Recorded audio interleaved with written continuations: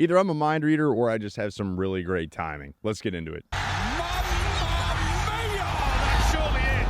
Massive right hand. Power does it again. Has made history. Board Boxing, welcome back to the show. Your casual fan's favorite casual fan. The Tank and Lamont Roach fight is getting delayed. It's getting postponed. That's the rumor anyway. They're citing venue issues in Houston, which honestly, that was a surprise to me. It's a mess up by me. I thought this fight was going to be in Maryland. I'm seeing reports now that they are thinking about moving this fight to January to be on the David Benavidez and Morrell card. So it just goes to show, and it proves from my last video, because people had some issues with that Tank is not a pay-per-view draw. You have Stephen Fulton, you have Sandor Martin, you have Lamont Roach, who is relatively well known, at least regionally, and also a champion for the region.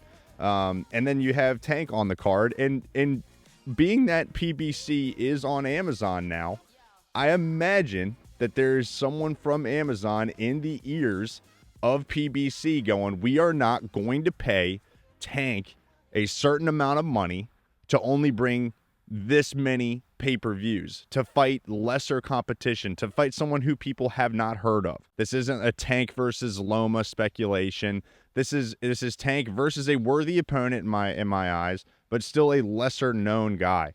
And this has to be a example of where PBC is getting word from Amazon going, we understand that we want to make these fights look more frequent, have these bigger names more frequently, but they need the double dose. They need the double co-main or the two main events to get their money's worth. PBC, there's all these accusations that PBC is dying, and I think Amazon Prime is like, hey, listen, if we're going to pay Tank this amount of money, then this card needs to happen at the same time as the David Benavidez fight so that we can hopefully cross over that 400 to 500 threshold. Tank is not only an overrated superstar, but he also is not a pay-per-view draw. He's got a ton of regional support. He's a super talented fighter, but this is not a guy that's going to bring PBC a ton of money or Amazon Prime a ton of money unless he gets the big fight. He's unwilling to go up or down.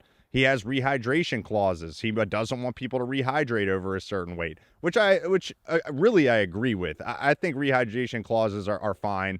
You know, I wouldn't want to agree to a fight to 140 and have someone come in at 158. Like that would, I get that.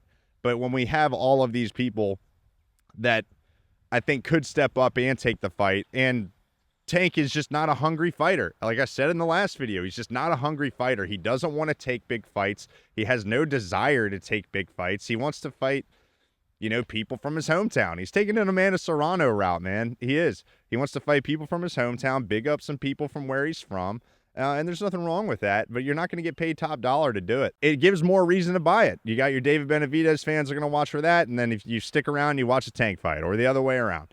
It's only going to make more sense for PBC. Spread it out a little bit more. Have PBC put some more free cards on Amazon Prime, because I saw that they've been doing that. From a business aspect, it just makes the most sense.